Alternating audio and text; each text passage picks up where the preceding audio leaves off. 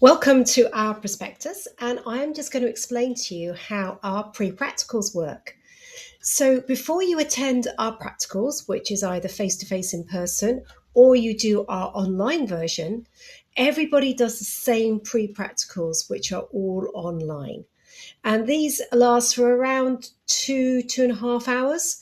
And they are delivered by our fabulous tutors here, which is Beata, who is from Norway, and Megan, who lives in Belgium.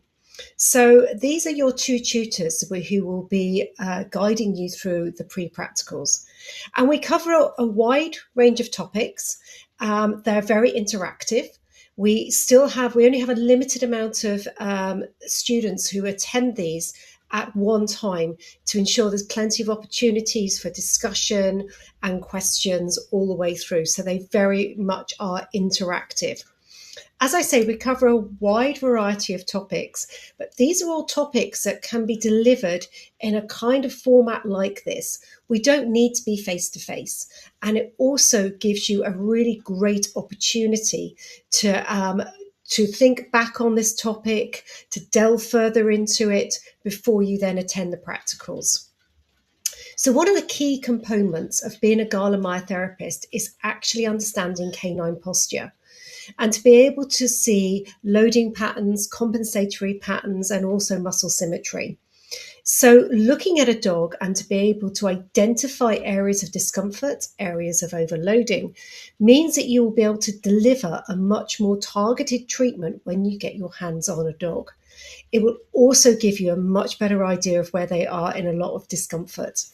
So by understanding how a dog is presenting, which muscles are perhaps not functioning as well as they should, which areas are overloading, means that you are going to become a much better therapist. And we have an entire session based on this, and this is a starter, if you like, to what you will then learn as you go further through the course as well. We also look at canine movement, and this is really and how dogs are moving and how they might be not using some muscle groups as well as they should be. But also, as you can see from the little snippet of video here, thinking about different dog sizes and different dogs' breeds and thinking about the world from their perspective.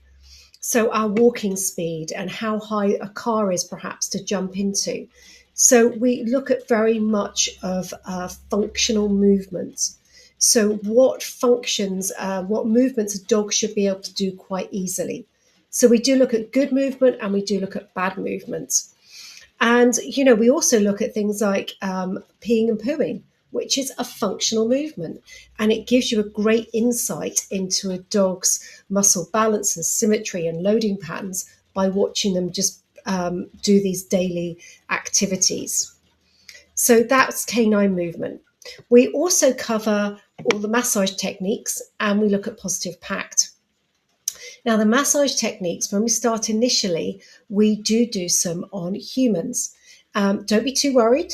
We're not going to all have a lovely back massage as much as I would quite like it at the moment. What we only work on is arms and legs. And the reason we do this is so that you can start to develop a good feeling for what is good muscle tissue and perhaps what is dysfunctional muscle tissue. But also you can have feedback from the person you are actually applying effleurage to, for example. So you can actually learn, whether it's too hard, whether you are going in too gently. And that's really invaluable, getting a feedback from another human as you're doing that. Also, if you do feel something that doesn't quite feel right, it could be that we could have feedback to say that, yes, that's where I had an injury, or that's where I broke my arm. And having that kind of feedback when you're first learning and putting your hands on and understanding what it is that you're feeling really, really is invaluable in this situation. So we start a little bit with human and then we move very quickly onto the dogs. We also talk a lot about positive pact, which, as you know, is intrinsic to how we operate as Galen therapists. Positive pact is our unique choice-led treatment protocol. And by giving dogs choice and autonomy over their own body, we're able to treat in areas that they might be uncomfortable with, but also actually getting treatment at all. Sometimes some of us work with dogs who perhaps don't like going to the vets, who don't like being touched. But actually, by teaching the dogs that this is something that they can move away from, they have choice. They don't need to react in any other way because they can go away, they can think about it, and when they've thought about it, they can come back.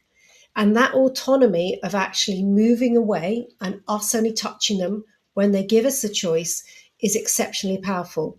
And it does mean that we're able to treat so many dogs with such a variety of issues and with such a variety of behavioural, perhaps, background as well. Environment is such an important aspect of a dog's life. And if we don't have an opportunity to influence the environment that they live in, then sometimes some of the treatment we do won't be as effective as it could be. So by understanding and learning the effects of dogs living on slippery floors, jumping out of cars, chasing balls, and having the scientific knowledge behind that, and being able to explain that to a pet guardian in a way that actually makes them understand what the impact is on their own dog, makes it much more likely that they will take your advice to put down non-slip rugs, for example, and perhaps change the way that they exercise their dog. So all of these factors are really key to your journey as a Galen therapist, but actually meaning that you're going to be able to deliver the best treatment and the best outcome for the dogs that you're going to be seeing. So that's what we cover off in our pre-practicals. And if you would like to know more, please get in touch.